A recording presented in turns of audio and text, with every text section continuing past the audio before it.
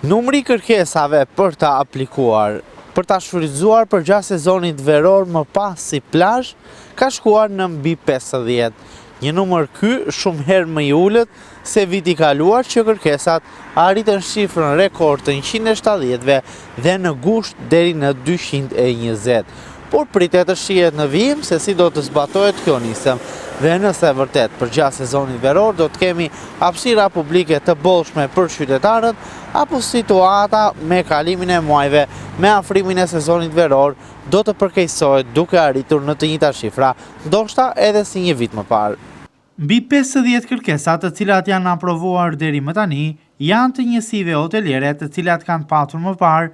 një hapësirë publike të shfrytëzueshme që e kanë përdorur si plazh. Hotele këto të cilat gjenden njëkohësisht shumë pranë vijës bregdetare që cilësohet si vija e parë e Bregdetit. Prej informacioneve, mësohet se këto njësi hoteliere do të kenë në dispozicion një hapësirë e cila do të mundësoj vendosjen aty të çadrave të plazhit në barazim me numrin e dhomave. Pra sa dhoma do të ketë një hotel, aq do të jetë edhe numri i çadrave që do të vendosin në Bregdet. Numri sipas të dhënave me ritmet momentale pritet që në vijën bregdetare në Vlorë nga Zvërneci në Orikum të jetë 70 deri në 80 i subjekteve private të cilat do ta kenë këtë mundësi,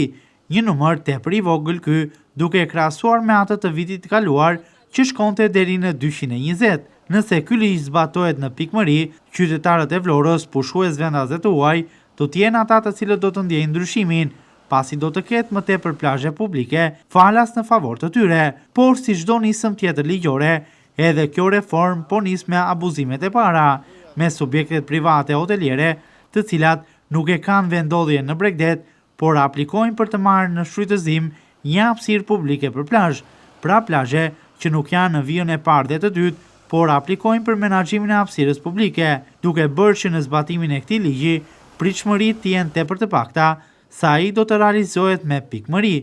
Gjithashtu, ka aplikime për plazh edhe nga subjektet private, marrim shembull këtu në Lungomare që janë hotelet, por që ndodhen shumë larg detit, në brendësi të blloqeve të banimit, e njëjta situatë edhe në Radhim dhe Orikum, duke rritur tendencat në shkelje të reformës së turizmit. Gjithashtu, skepticizmi shtohet edhe më tepër, duke parë se shumë njësi hoteliere po aplikojnë për një hapësirë publike më të madhe se që kanë patur më parë në përdorim, madje më të madhe, krahasuar edhe me numrin e dhomave që kanë, të cilat duhet të përkthehen në numër të barabartë të çadrave, pra kërkojnë më tepër çadra, pavarësisht numrit të dhomave që kanë. Në vimësi, pritet të shihet nëse reforma në turizëm do të zbatohet siç duhet, pasi edhe më parë ka patur premtime të shumta për më tepër plazhe publike, të cilat sigurisht që nuk janë zbatuar.